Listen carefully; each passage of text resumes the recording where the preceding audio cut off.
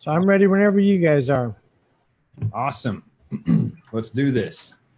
So first, I'd like to introduce our guest, a brilliant functional medicine practitioner from Ashland, Oregon. I've been following you for many years now. He was voted the #1 chiropractor in Southern Oregon. He's got a couple books out, Secret to Defy Disease and Decay. Has also received the prestigious Clinical Excellence Award. Has helped thousands of people reverse chronic debilitating diseases. He's the key speaker for hospitals and medical teaching facilities. He's also the founder and medical director of Complete Care and the Institute of Natural Disease Reversal. It is a true honor and pleasure to have you with us, Dr. Thaddeus Gala. It's great to be here. This is awesome. Thanks for having me. My pleasure, man. It's great to connect with like-minded individuals and spread wisdom as knowledge as much as we can today. So first, I'd like to just have for our listeners, tell us a little bit more about yourself, if you would, besides your beautiful background there. Yeah. So my journey started, when I was about 10 years old, and I didn't even realize it. I have pictures of me when I was a kid remodeling the kitchen to get ready for my mom's wheelchair. And all the doctors said the same thing. They all said, we're sorry, we don't know what's wrong, but whatever she has, it's it's progressive. Better get your affairs in order, get him spend your rest of your life in a wheelchair, kind of have a nice life. And that was being told to my parents, who moved up from Southern California to Southern Oregon. They bought a piece of property out in rural Oregon with no running water, no electricity, no phones, nothing. Pitched a tent out in the middle of the woods on this property that they bought, surrounded by thousands of acres of forestry, and said, well, we have about 4 or 5 months until the snows come, so we got to get a house built because this tent isn't going to last through the winter. So they worked sun up to sundown, very hardworking people. And again, once when I was about 10 years old, that's when our life changed. My mom's health went downhill. Doctors didn't know what was wrong, and she went to doctor after doctor. They all said the same thing: sorry, we can't help you. Since then, I've been on a quest to help people naturally reverse chronic disease without the use of drugs or surgery, so they can get their health back, their life back, become masters of their brain and therefore masters of their health, and they can live a very vibrant, fulfilled life. So that's the nutshell version. And as a result, now I oversee about 42,000 patients a year across all of our clinics. I don't personally see those many patients, but as the owner and the CEO and the founder, I oversee that. We have several locations now, as well as an online presence. I have patients that typically seek me out from around the world that I do kind of more deep dive cases with in terms of my telemedicine. So that's what I do now. And then, as you can see, I'm in beautiful Puerto Rico now. I live here a little over 6 months out of the year, working on research. I'm currently working on my PhD on reversing Parkinson's, Alzheimer's, and a handful of other things.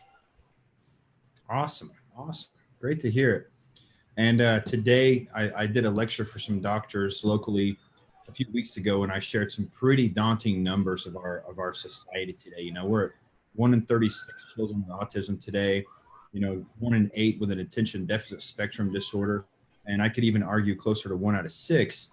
But on that opposite spectrum of the scale, we're seeing dementia in huge numbers today. And we know that the underlying issue for this is inflammation. And there's even this interesting term in the literature, inflammaging. So we're literally seeing people age much faster every year in the Western states. Now, one thing is, when it comes to just the term inflammation, a lot of people understand, and they've maybe seen it on the surface, when you bump your hand or you get an injury, and it's the redness, the painful swelling, heat associated with that. But there's much more to inflammation than just that. Sure. Would you mind briefly telling our viewers about that inflammation, and are there different types of inflammation? Yeah. So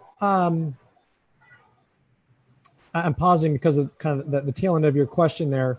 I was going to go someplace, and then the tail end of your question made me jump somewhere else. So let's maybe divide that into two different things. You said, are there different types of inflammation? And then I think your previous question was, what is inflammation? So the way I explain it, kind of like you said, most people are familiar with acute inflammation. You sprain your ankle, you cut your hand, you have a bug bite, that's acute inflammation. But I mean, really, people don't realize that you have actually 4 different types of immune responses, which are in response to inflammation. And most people don't realize or appreciate the long-term low-grade inflammatory response because the cause and effect is so far removed. It's kind of like, but I mean, more people are realizing it's kind of like smoking. You can smoke a pack of cigarettes a day, and it took decades for us to convince people that would lead to, in sometimes a decade, 2 or 3, that would lead to lung cancer, heart disease, other issues.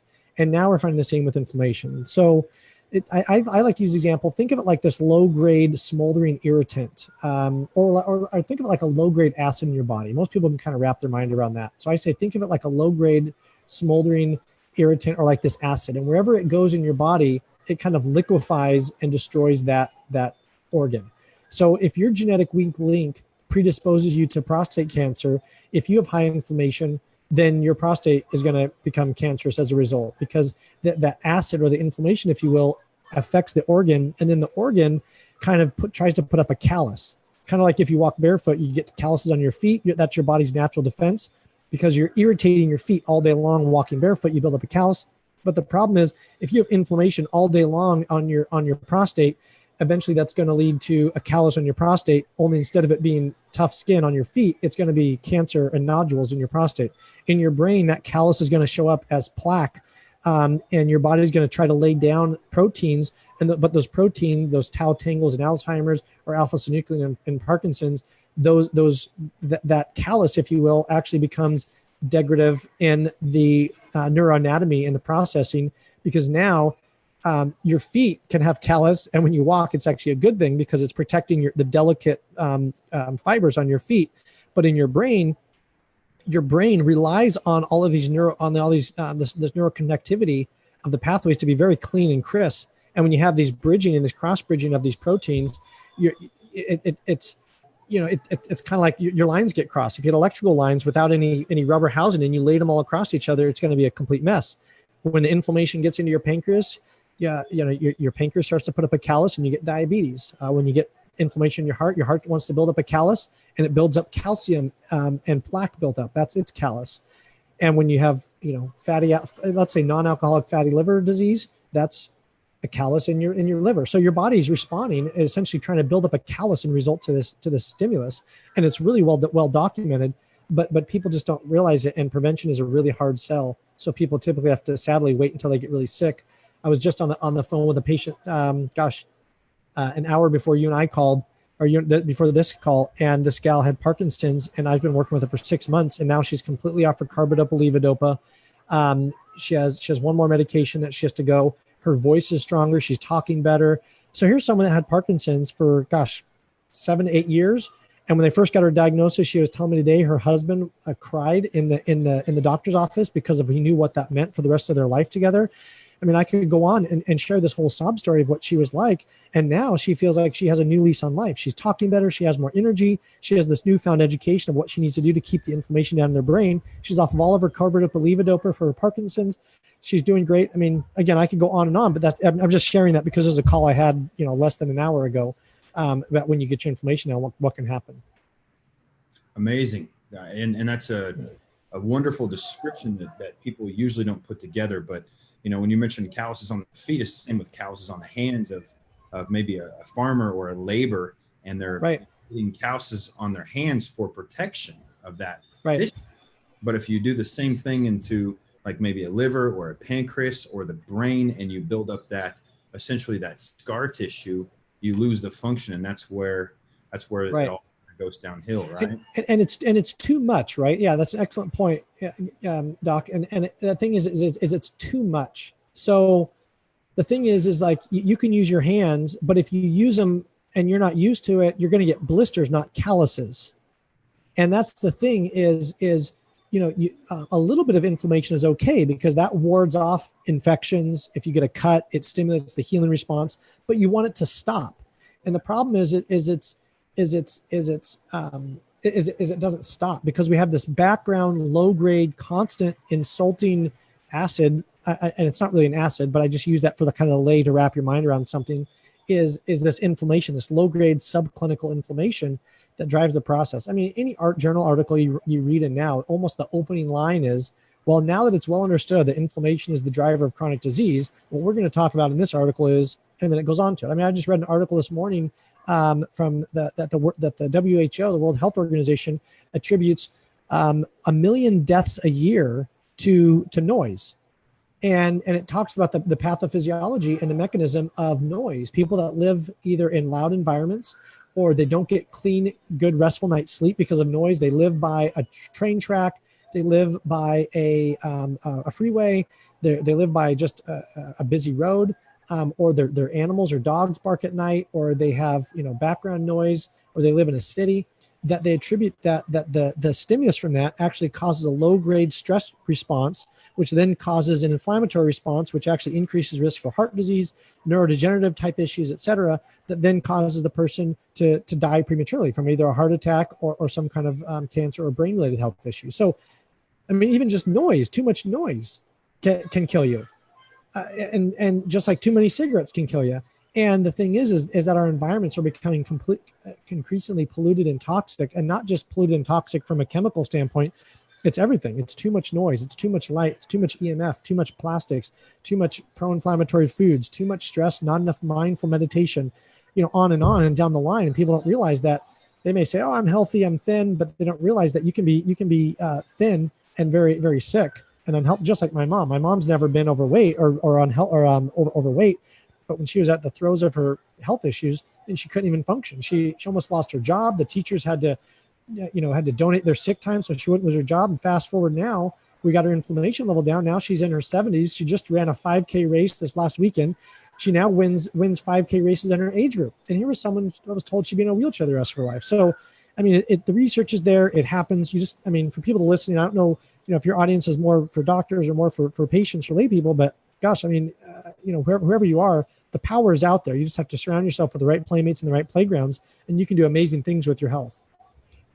That's what we're trying to do, is just raise awareness, because, like I mentioned earlier, the numbers, I saw a interesting study from University of Virginia that said that they watched 12,000 people for around 10 years. And they concluded that at the end of this, if you live in America and you're 28, you're already showing early cognitive dysfunction, early. Yeah. So it's affected everyone.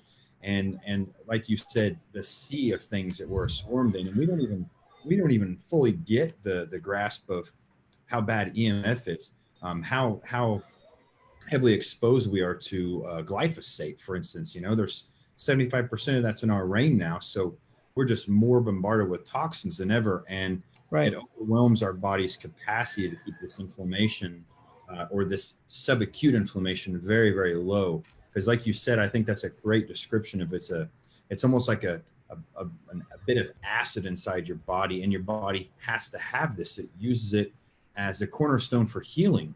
But just like anything else, and the body tries to regulate it very carefully to keep it where it needs to be for the exact time it needs to be, and release it if we need to, and call it back whenever it's done. And now, with all the wrong signaling, with all the wrong messages, all the wrong inflammatory foods, the wrong relationships, we're spending all the time on Facebook and things like that. We're just steadily increasing our inflammation. It's out of control today.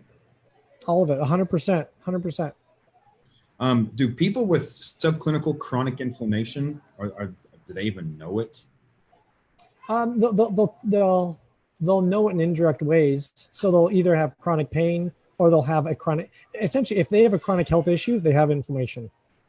I mean, that's the simplest way to do it. If you have a chronic health issue, or if you take medications for anything, you have inflammation. If you're 5 to 10 pounds overweight, you have inflammation. If you don't have enough energy, as much energy as you like, you have inflammation. If maybe your brain kind of skips a little bit and you just don't think clearly, you have inflammation. Really, I mean, if you have any health issue, you have inflammation. If you live in the US, you're going to have inflammation. Just depends on how much you have, and how well you work at getting rid of it and being proactive with it. Yeah. And that it kind of led me to the next one. I was going to say, what are the most common symptoms people feel with when their inflammation is starting to get out of control? But I think the chronic pain, I think the brain fog, maybe not sleeping good at night, things like that. But what are some others that maybe people kind of blow off or not really aware of? Yeah, I mean, I guess kind of just in short, I would say any Western non-infectious disease. Now, obviously, low-grade infections, whether it's a parasite or whether it's some other chronic low-grade infection, gingivitis. Obviously, dental health can be a source of it. So, but I guess what I mean is like I'm not talking about something like cholera or malaria or something. Yeah. I mean, if you have any other health issue that we consider a Western issue, then you're going to have inflammation. I mean, it really can be that simple. In just about every etiology and every course of treatment for a chronic health issue should include reducing inflammation. I mean, if you have cancer that you need to remove the tumor, remove the tumor, and you also need to reduce inflammation.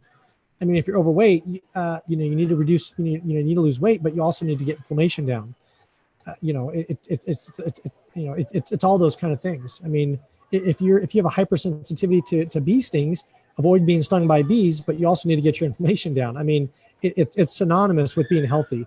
And people that don't understand their inflammation level and they think they're healthy and they just go on how they feel, it's a ticking time bomb. Yeah, and then again, they won't feel things, so they'll just keep doing what they're doing, and they could be essentially burn the candle at both ends. Now, you just mentioned kind of an interesting topic, and I just interviewed a guy about an hour ago, similar thing. You mentioned parasite. How often are stealth infections contributors to inflammation? I think your question was how often are parasites or infections related to it? I'm not entirely a parasite guy or an infectious disease type guy, but I would say, and see here, it's even escaped me. What's the condition that's related to with pregnant women and cat feces? Is that Toxoplasmosis? Yeah. So yes, yeah. So that I was reading an article the other day from a good colleague of mine that she forwarded me over this article that talked about the percentage of people that may have low grade infections that don't even realize it, that can be contributing to it and can lead to mental health issues. It's something that I need to admittedly spend some more time researching, because she turned me on to this article that was pretty convincing at first blush that it's something that we need to at least spend more time researching. So a lot of us can have these low-grade infections or these low-grade health issues that we don't even realize. I think one of the biggest ones is dental health. I'm not a dentist. I was at a conference in Nashville 2 weekends ago, I think, or a week ago, 2 weekends ago. There was a dentist there from New York that was presenting at this conference, and it was he just reinforced it again with the research he was sharing about the rates of dental infections and leading to a whole host of other chronic health issues: heart disease, cancer, diabetes, Alzheimer's, Parkinson's, dementia, et cetera. Yeah, everything's connected. If we look at the mouth as far as a culprit of disease, we have to look at the gut as well. And if we look at the gut, then we have to look at the brain, because they're all just interconnected. And nobody's going to have inflammation of the brain without having inflammation in the gut. Is that correct? Yeah. Well, see, here's the thing. There's even research that talks about, so I'm doing my PhD on reversing Parkinson's, largely because we've been getting so many great results with Parkinson's patients, and they kind of are the forgotten brain disorder, because Alzheimer's gets so much attention, and Parkinson's is a close second, but Alzheimer's just really is in the forefront. So we've been doing our research on Parkinson's, because I feel like they're kind of the forgotten island there. And we've been getting such great results with it. I started research. Now I'm doing my PhD on it. We're about to start a study on it. And what we found is that this protein, alpha-synuclein, can actually be created in the digestive tract, in the GI tract, and can actually travel via. So this study blew my mind. It can actually travel via the vagus nerve into the brain. So you have proteins that are being formed, alpha-synuclein, which is one of the hallmark signs of not so much related to like the Lewy body dementia, but I guess if you're just looking at dopamine destruction and the substantia nigra and so forth in the brain is related to Parkinson's, that you have to think that you can have inflammatory responses in the gut that your body produces alpha-synuclein in response to. Kind of that's the callus in your gut, right? I'm really trying to make this simplistic right now, but you have this alpha-synuclein protein that then jumps onto the vagus nerve and uses that as a highway to go from your vagus nerve right up into the brain. And you got to think, I mean, the vagus nerve, for how interlinked the vagus nerve with so many organs and being one of the master nerves or one of the master cranial nerves, it has a direct path right to the brain. So, I mean, this research I was reading, that this one researcher was talking about is that, gosh, there's proteins in the gut that can be made in response to inflammation that enter into the nervous system and get a free pass all the way up to the brain and go in there and then just wreak havoc. I mean, it's mind blowing when you start looking at some of this research. Yeah, and that is about 85% of the vagus nerve function is just a superhighway from the guts to the brain, essentially. It's got about 15%, I believe 15% parasympathetic function, and then 85% just kind of a superhighway. And we do vagus work here because it's fundamental for getting people into that rest and digest mindset. But that's Right. So, right there, I mean, how integral and how interwoven it is. And you're right. It's a huge sensory nerve, and which means it's asking for information and for things to come into the brain. And so it's almost like a Trojan horse to where things can just come in through the gut and come in. So you got to think all these people taking these medications that are destroying the gut lining. I know that, gosh, I forget I think he's a French researcher who discovered zonulin and the upregulation as related to like celiac and those kind of things, and that can cause leaky gut and these other issues. I know Zach was just real big into that too, pointing out the things like that. Yeah. So yeah, I mean, and that's the thing. People say, I eat pretty healthy or I'm pretty healthy, but if they don't have somebody actually genuinely looking at this, or a functional medicine provider or practitioner that actually knows what they're doing with this, and they're just going to a 15-minute office visit every 3 to 6 months, I mean, there's no way they're going to get this information, this knowledge. I have too many colleagues and I've seen too many things to know that that's not healthcare. I mean, the average person knows that, if you were going to teach a 15-year-old how to drive a car, you wouldn't give them 15-minute lessons every 3 to 6 months and say, I mean, that's illegal actually, right? I mean, that's illegal. It's against the law to learn how to drive a car, 15-minute lessons every 3 to 6 months and just give them keys and say, go learn. But that's what we do in healthcare. We say there's 15-minute office visit. We'll see you back here in 3 to 6 months. Oh, here, by the way, pick up this diet book and go teach yourself. It's a joke. Yeah. I just did a post about that yesterday because I had a lady come in who paid $14,000 up front for a functional medicine doctor who spent 5 minutes with her and then put her in front of a nutritionist. And this woman was pretty well aware of her own health and things like that. And this nutritionist told her nothing she didn't already know. $14,000 up front. So it's seeing the same thing here, and I would call it criminal, and gives us all a bad stigma. So it's really important to I put that out, and I said, trust a practitioner who's result based, who's getting referrals, and you can authentically feel the heart, and you can feel that he's there to help you out, not there to Well, I would say this, and even on that one, I would easily justify. I have no problem justifying people spending $15,000 if it gets them the results. And the thing is, like when we work with people, we have about 12 different areas that we look for that cause inflammation. Diet is one of 12 different things, and we try to go through as many of those things as possible whenever I bring on a case, because when you look at it, $15,000 really isn't that much money. Now hold on here. I know some people may be thinking, oh my gosh, Dr. Gala, that's expensive. You're right. I'm not saying, but let me finish that thought. $15,000 isn't a lot of money when you look at how much we're spending on health insurance and healthcare costs that aren't doing anything. I know a lot of people that spend $1,000+ a month just on health insurance that they don't even use. I know many families of 4 that they're paying that their health insurance is more than their mortgage on their house, and they don't even go to the doctor.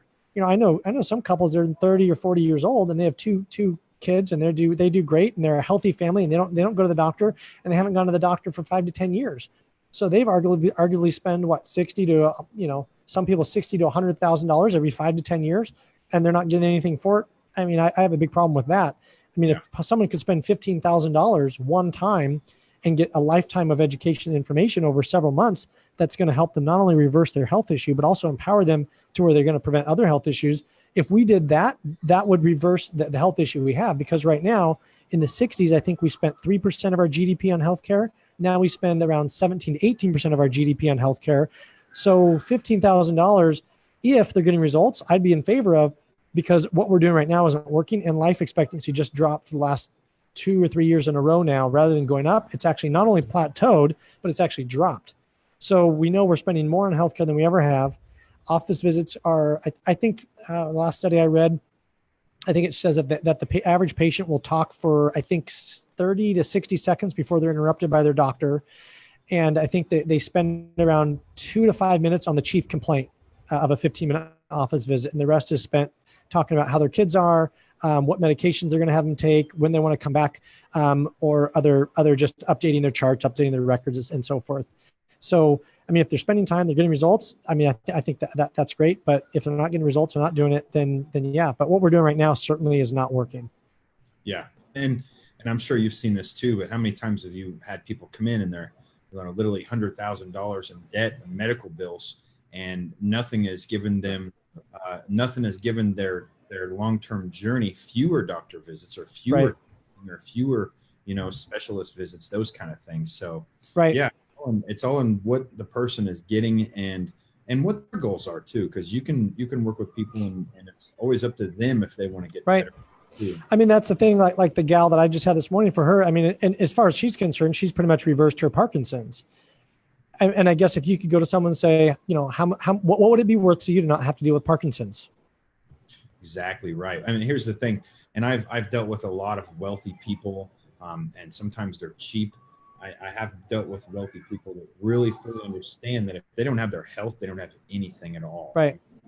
And let me just be clear. I'm not saying it has to be expensive, because, I like the phrase, if it's neither available to the masses or affordable, it's not a breakthrough and it's not great.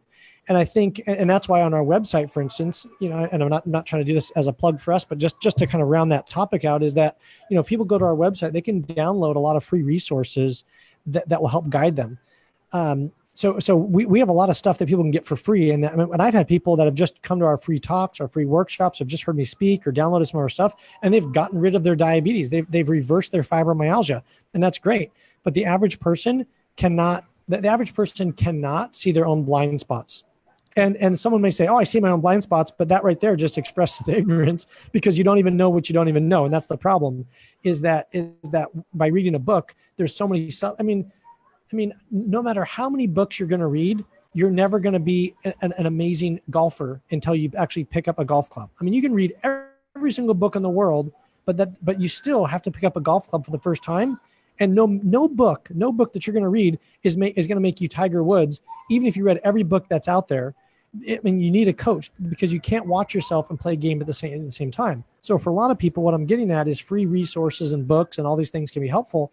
But for the average person, simply having information does not equal successful implementation.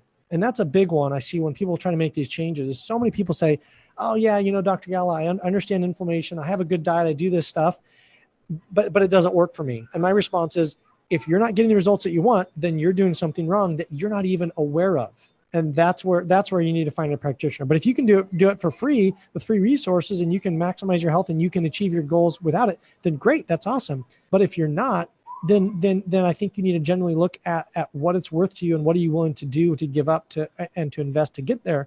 And by give up and invest, I mean, are you giving up, your specialty Starbucks coffee every day? Are you willing to give up going out to eat once a week? Are you willing to invest money that maybe you're saving up for a vacation? Are you willing to spend that on a functional medicine practitioner that's going to work with you for 4 months and roll up their sleeves? It's just all a trade-off in life. We're all going to make those decisions for ourselves. Yeah, excellent. I think those are all valid points. Out there in the world of inflammation, again, I just kind of want to really touch on that for our listeners again. What are the most common causes of inflammation out there? And you mentioned there were some sources rather than diet. So what are some other maybe hidden sources of inflammation people aren't aware of? Yeah, great question. We already touched a lot on them, briefly, but to kind of go through these, I would say that, I was reading this article the other day that was talking about that even though heart disease is the number one killer, that it's actually number 2 in terms of overall costs. So even though heart disease is the number one killer, the most expensive one is actually mental disorders. The most expensive health issue in the U.S. is mental disorders. So, and that's one of the things I think that's severely under-recognized. I think Western medicine's done a great job on focusing from here down, from the neck down, and not focusing on the mental aspect, because as soon as you say brain, it gets kind of wooey. But here's the thing. I mean, most people would agree that if you go to the gym and you worked out every day for the next year, you're going to probably most likely have a little bit more muscle. I mean, we all would agree with that. And that's a real tangible aspect. When you go to your doctor typically works on the physical aspect. But very few people realize is that your brain is a muscle just as well. Imagine if you spent an hour every day training your brain to be an absolute ninja Jedi master. And that's the thing is I think that one of the biggest causes of inflammation I believe the research backs this up, is the mental stress in the world we live in today. And I don't want to just gloss over this. I don't want to just say, oh, it's the mental stress. And people say, oh yeah, I just need to relax more and do that. It's like, no. We're talking about the all the time chatter. When you're at the stoplight, your brain's talking to you. When you're in the shower, your brain's talking to you. Before you fall asleep, your brain's talking to you. Every moment of every day, your brain is talking to you. And if you don't believe me, try to not have a thought for 10 seconds. Yeah. I mean, it just won't happen. And so the thing is that every morning, I'm not going to say every morning because that's not an accurate statement because it's an absolute. Most mornings, the majority of mornings, I do meditation because it's my effort. Just like I try to do exercise every morning, I try to do meditation every morning, first thing when I've got, because that's a muscle that I want to grow and I want to develop, because that's a muscle that then throughout the day, just like if you have more muscles and you need to lift a heavy pot or you need to work in your garden, you have those muscles ready to go. When you encounter a stressful situation or something at work or at home or strife, having the muscle of your brain, and I think meditation is one of the best ways to do that, having the muscle of your brain to navigate those stressful situations helps with a whole host of health issues and reducing inflammation. So in short, what I'm getting at is I could go on and on, but it's the daily practice of mindfulness and meditation. And I think starting your day with that and giving yourself 30 days of a guided meditation. I'm a big fan of the Waking Up podcast or the Waking Up app by Sam Harris. There's another one called Headspace that's pretty good. Those are all guided meditations. Those ones work really well. I just, for whatever reason, I've gravitated more towards the Waking Up with Sam Harris. And I started my morning. He's pretty sharp on the brain when it comes to the yeah. brain. Well, he's a neuroscientist, and he spent, I think, how many decades in terms of mindfulness meditation. He's done, I think, week on end retreats, mastering his mind. And which is interesting because then he goes on to talk about, how free will is an illusion, which I would tend to agree with. And I've always thought that, but that's probably for another conversation. But when he talks about, the mindfulness meditation, I know for me that it helps provide me the tools and the muscles of the brain. So just like if I'm going to go lift something in the garden, I have those muscles in reserve ready to go. When I encounter a stressful situation, I have my brain on reserve ready to go. And when I'm at that stoplight, when I'm driving the car, when I'm just lost in thought, I have more control over the monkey mind, and it doesn't have control over me, because our thoughts, in the words of, I think it's, what's his name? Tom, is it Dooley? Thoughts become things. Quotes of the universe. I'm forgetting his first name. I want to say Tom, but I don't think it's Tom. But he has a phrase, thoughts become things. So the things we think becomes our action, becomes our reality, becomes our destiny, and that there you go. And it's so easy to drift if you have a thought and to drift into that and get sucked into your emails, your Facebook, your social media, all these things without meaning it. And before you know it, you're stressed. You're watching, you're watching a news station that you don't want to be watching, and you're stressed. You feel like the world is falling apart, and that in itself can be a huge source of inflammation. And if you don't believe me, I think the thing to look at is consider the fact that we live in the most abundant time in history ever. I mean, we have more luxuries than kings and queens do. A king or queen 200 years ago, no matter how much money they have, they couldn't buy even nearly the luxuries that someone in middle or the lower, socioeconomic status can buy today. I mean, access to a cell phone for, $20 at Best Buy, you can buy a cell phone and have access to the internet for $20. I mean, it's unfathomable to think about. So we have all of these luxuries, cars and all these things, but yet suicide has jumped in the last decade. I think for men, I think suicide is now recognized as the 10th leading cause of death. And in men, I believe it's now jumped to the 7th leading cause of death, suicide. So we hate this world so much that we'd rather completely into our existence rather than try to work through it. And the only difference is our brain. Because I mean, you think about it. I mean, let's say that you love your pet. And rather than saying that it was adopted, or let's say you go to a kid and say, oh yeah, your dog was adopted by someone that you love and they're really happy about it, versus your dog got hit by a car, it's going to have two very different mental reactions. And that mental reaction is going to cause a physiological response. I mean, that's just an obvious one, but what I'm getting at is day to day, all of these interactions that we deal with, we don't realize, but if we're not dealing with them appropriately, it causes a low-grade background stress response that can stimulate the reticular activating system in your brainstem, which then leads to the stress fight or flight response, which leads to this low-grade cortisol response, which is then now we're right back to the low-grade acid inflammatory response that's affecting your brain or affecting your body. So mastering your brain is the number one thing. Yeah, and cortisol is real toxic to the hippocampus area in the brain, which is responsible for memory and emotion too. And I think, and that's one of the things I do hit on when they come in is, people are so chronically stressed today. People are in such a fight or flight state already that most of the time, and I'm sure you probably see this with prospective clients, when they first come in to see you and they're ill and they have health challenges, they're even incapable of listening. And they really can't even listen to you right away. And one of the things I do go over with them is having control of your thoughts. And that takes time and it takes effort and almost exercise, like you're getting at. And I love 100%. I love teaching breathing techniques to people, but I also tell them you can never have control of your thoughts. You can never understand your thoughts if they're not your own and if you are stimulated. So caffeine, coffee, Red Bull, toxic medications, toxic food, all of those things. All those people put them right into a fight or flight. And then they're just incapable of even understanding or listening and definitely healing.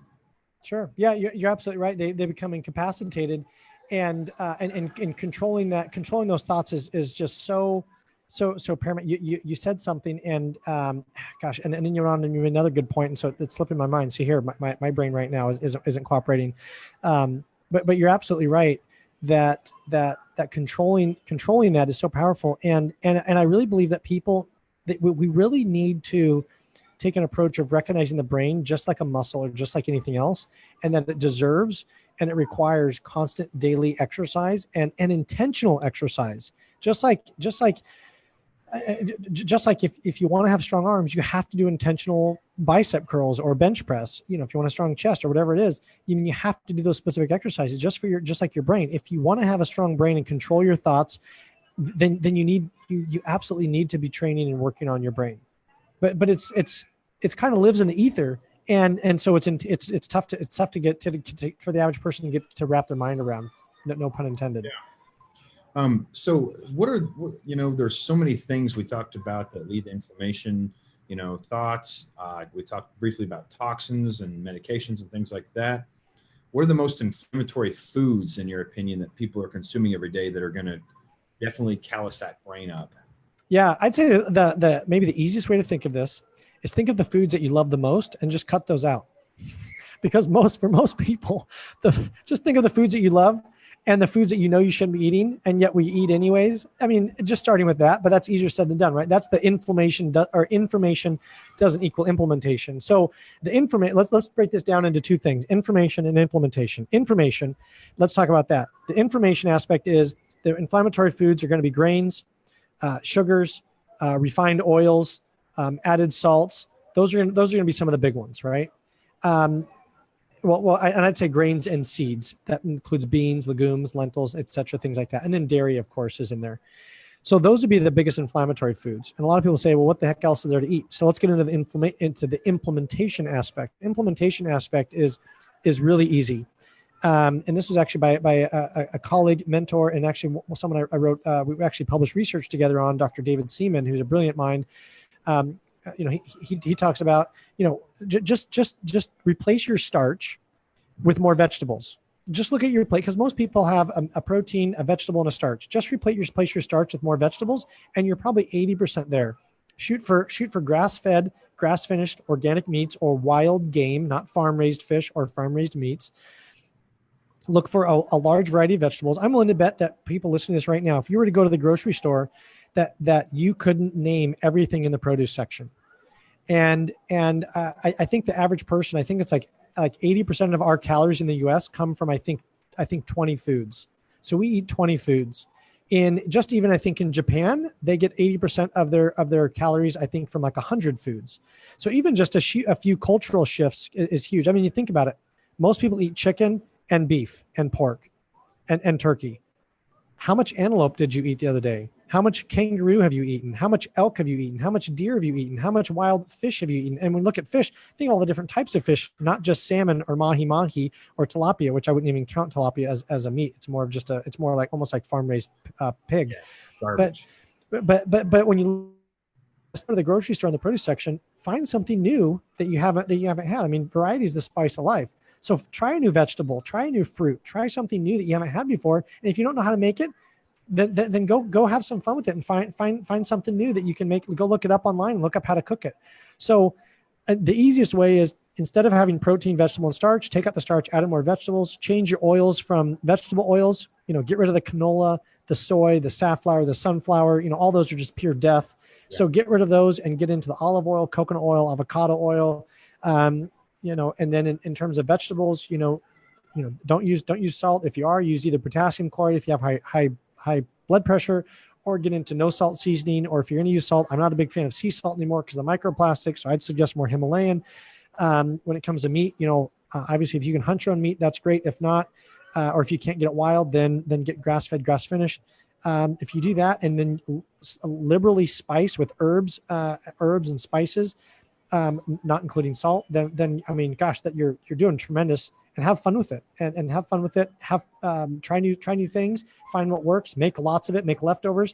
For me, like when I go, like today, I have a conference I'm going to. There's a mastermind group here. I'm going to be driving up the East Coast here in Puerto Rico. So I made a big dinner last night, and I have leftovers today that I'm going to throw in with me in the car, and I'm going to either pull over at the beach or the park somewhere and eat before I get up there. So I'm doing that because I know at the hotel they're not going to have good food, so I'm going to eat before I even go. And I had some real healthy food already made. So make in bulk, freeze in individual little packages. It's like when I fly, I'll have diced up grilled chicken breasts. When I barbecue, I'll barbecue maybe 10 to 20 chicken breasts at once, and then I'll dice them up, put them in individual freezer bags, and then when I'm ready to go, I'll just throw it in a little bin or a little to-go container, a little glass go container. If I'm local, or maybe plastic if I'm leaving, if I might have to throw it away, but I'll try to do glass and then just wash it and take it with me in my luggage. And then when I get to wherever I'm going, usually it's defrosted and it's ready to go, and I can have a great chicken salad or some chicken and some vegetables or beef or turkey or whatever it is else that I'm eating. Okay. So variety is big. Replace the starch with another vegetable, and basically get a rainbow of colors if you can as well. Learn the produce, learn every name of the produce in there, and that in itself will help you get to a little healthier steps of path to follow. And have fun with your kids. Have fun with your kids or family members. Go in and say, hey, we're going to learn something, and say, quiz them. And I don't know, I'm not always a big fan of rewards, but maybe have a celebration. Say, okay, if I'm going to quiz you on 10 of these vegetables in the produce section. Because how many kids can really learn vegetables and the wide variety of it?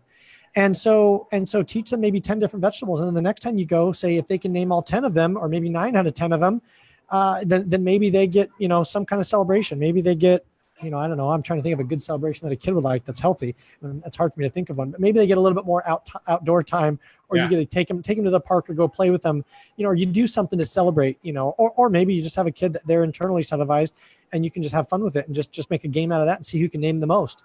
I mean, sometimes maybe that's good. Maybe you just go and you say 10 and say, okay, let's see if mom or dad or you can remember the most, and whoever gets it wins. And maybe it's just like a game, just like playing cards or anything else. Maybe just the very act of playing the game, like playing basketball or anything else. Maybe just the enjoyment of playing the game itself will be enough. Maybe you've already entrenched that with your kids. Man, I'll tell you what, that's a beautiful point, and something so simple and yet very almost bonding for a family to do, to go in there. Absolutely. And increase that bond and do something healthy that is not really even thought of, but it's right there in front of you, and it's free. It doesn't cost anything, and you can actually make healthier bonders, and that's going to teach kids, because kids don't learn by getting told; they learn by what they see. So, right. And now if they have to repeat back, now they're an active participant. And think about how many times, I know for me that when I get older, as the more I age, and I like to think I'm hopefully becoming wiser, it's questionable at times, as I look back and I think of the subtle yet profound lessons that my parents taught me that are coming out in ways now that I so appreciate. Growing up on the land, having the respect for nature, appreciating that, growing up in the woods, growing up to where we didn't have electricity. I mean, we had kerosene lanterns in our bedrooms at night to read by. So, I mean, how much I appreciate just having electricity, all these things that I feel so grateful for, that looking back, I didn't have growing up. And these lessons that I learned, how to swing a hammer, how to build something, and hard work, and then also how, smart work and learning and reading. And both my parents were school teachers as well. We grew a garden. I mean, even though I don't use all these skills every day, I still so deeply appreciate them. So think of this life lesson that when your kids become older, and they know all these vegetables and produce. I mean, think of how empowered they're going to be just by trying new things. I mean, so if you love your kids, I mean, it may be a way to even instill some healthier habits for them. I love that. I mean, that's incredible. And that's so simple. And it's something that I'm definitely going to do with my family now. We're gonna definitely implement that. All right, you're gonna do the produce challenge. I love it. Yeah. So one other thing I do want to cover that I think is pretty important is when we're talking about inflammation and we have patients coming to us and we want to make sure that we're being thorough by looking at things. How important is it to get HSCRP checked? Yeah, that's a great question. Just so you know, I have about another 10 minutes here, and then I have another interview I have to jump on. So yeah, I would say for HSCRP, absolutely, that's gonna be the number one test that I always run as a starting baseline. And then from there, depending on where they're at, I'll dive deeper in other things. I mean, there's a lot of other lab tests that I like to get tested as a baseline, but HSCRP is the number one top of the list that I get done. I mean, you have to understand it and appreciate it. There's some nuances to it. There's some subtlety to it to make sure you get an accurate test. But yeah, that's the number one. And make sure that you get HSCRP, not CRP. You ideally want to be less than 1. And for me, ever since I learned about inflammation, my level has actually been 0.1. It's been undetectable, except for one time I went to Africa. We were there for about a month installing some alternative energy biodigesters, and the food there wasn't the most readily available. And so I was eating things that I knew I shouldn't be eating, but I was almost kind of in a mild survival mode, and my stomach just got tore up. And then when I came back, my inflammation was elevated for a couple months until it went back down. But you want to make sure that you're not actively dealing with an active infection or an injury, and ideally you want to stop taking any anti-inflammatories about maybe a week or two before depends on the anti-inflammatory or immune suppressant. You want to stop taking any of those with sufficient time for it to be metabolized and enough half-life for it to not be in your body anymore. Beautiful point. I think that's so overlooked today, is you don't want to do symptom-based care. You want to make sure that if they get off anti-inflammatories, either medications or even things like turmeric, stuff like that are very anti-inflammatory, you want to make sure that the inflammation stays down even when they're in anti-inflammatories. Otherwise, symptom-based care is what's going on, and that patient's they're going to have something come back and bite them one day, right? Right. That's absolutely it. So we talked about steps. We talked about some games. What's the quickest and easiest way for people to get a hold of you? Yeah, great question. I would say probably the quickest and easiest would be my cell phone, but I don't give that out. So that I'm thinking of the way my admin reached me, because my email is a black hole. I would say the best would be to reach out either through our website, drthadgala.com, or they can go to Facebook, and then it'll get routed usually to one of our team members. And if it's something specifically for me, it'll go to my assistant. And my assistant is kind of my gatekeeper. Well, I think you even kind of went through that. And then she'll see about getting on my schedule and vetting it out. And, but yeah, I would say that, I mean, if people want to work with me directly, I mean, I do have a select number of cases that I work with at any given time. And then when I'm kind of done with one case, then I'll open up my schedule and consider taking on more. I'm actually looking at limiting that just because I'm getting more into research and I'm trying to do more things like this as opposed to one-on-one patients, because with these kind of talks, I can help more people rather than one-on-one. But if people do have a serious health issue that they aren't getting, and they do want specific one-on-one health, or specific one-on-one health, and they really want to do a deep dive, I'd say, yeah, probably reaching out to support@drthadgala.com or our website or our Facebook.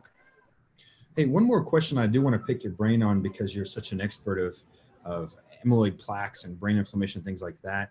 Do you have much research? Have you looked into mushrooms at all and the ability that they have for clearing plaques? Yeah, a great question. My first answer would be is I think I'm probably in the, what is it, the Donning-Kruger effect, to where I'm on that front stage of it. So anything I'd be saying right now, I would feel really smart to say, but it probably could be taken apart by other experts on the mushroom field much more than me. So I would table my response on that, because my response, although I'm sure it'd sound great to me, it may not be as accurate as I would hope it'd be, or that I will discover it'll be in the next couple months as I dive in. But I would say initial thought I would say is this, that that the right mushrooms most likely fall into the category of being anti-inflammatory and helpful, just like any other vegetable or anything else. And so it has to be looked at under the right lens. So yes, it's going to be helpful, but it's not going to be a magic bullet. And, like I had this gal at this workshop I was doing on reversing fibromyalgia and chronic pain. And she said, and this was in Oregon at the university. I was giving the talk there. I think it was at the University of Oregon on their campus. And this gal said, "So Dr. Gala, what do you think about medical marijuana?" And this is a few years back when it was just kind of starting to get legalized and so forth. And I said, well, I'm willing to bet that your chronic pain isn't because you're deficient in pot. And, obviously everyone laughed at me. We got a good chuckle out of it. And I didn't mean to be crass. And I kind of cleaned it up. And I said, don't get me wrong. Medical marijuana is going to, and CBD and all that stuff is going to be great. And there's lots of validity to it being better than opioids or these other narcotics or those other things. But at the same time, are you going after the symptom or are you going after the cause? Is your pain because you're deficient in marijuana? Or is your pain because you have an inflammatory issue that's coming from somewhere else? And it helped her kind of reinforce, like, okay, I got it. So I would say mushrooms are the same way. If we're not careful, people are going to be treating and promoting and selling mushrooms, just like anything else. I mean, I'm a big fan. I mean, we sell a lot of supplements on our website because people said, what do you think are the best and what should I be taking? So we kind of did it in response to our patients and our clients. But I'm not sitting here saying, just take fish oil and that's the only thing you ever need to take. I think there's a lot of supplements that are good, and I think mushrooms fall into that. It's going to be good. It's not going to be the end all be all. It's not going to be the magic pill, but I'm sure as I get into this research more, I'm going to continue to be supportive of it being inclusive in the rounded out picture. Awesome. I really appreciate your time today, Dr. Thaddeus. It was amazing. Thanks for your insights, and keep on spreading the wellness word out there as much as you can. Awesome. That's likewise. I think it's great, the stuff that you're doing, Doc. And I think this is, I think it's just wonderful. And I mean, this kind of stuff is what people need. So if we want to do this again, do a follow-up, let me know, reach out to my assistant. You have a connection there, so we can do it. Maybe even do a longer one if we want to. But I think this has been great. This has been awesome. I've had a lot of fun, and hopefully some people get some good stuff out of this. Awesome. Thank you very much for your time, sir. You have a great day. All right. Thank you. Have a wonderful rest of your day. And I'll give you one last shot of the background here. You can see this is where I'm staying for the next couple months while I'm working on some research. Got a beautiful view there to try to de-stress myself. So get that vitamin D, man. That's the best thing for blood pressure. That's right. I do my run every morning right out there. Not every morning. I do my run most morning right out there on the beach, barefoot, so I can get some grounding, get some earthing in. I get some sunshine, and So right. Awesome. Thank you, Dr. Roberts. It was wonderful. Have a wonderful rest of your day, and it was a pleasure.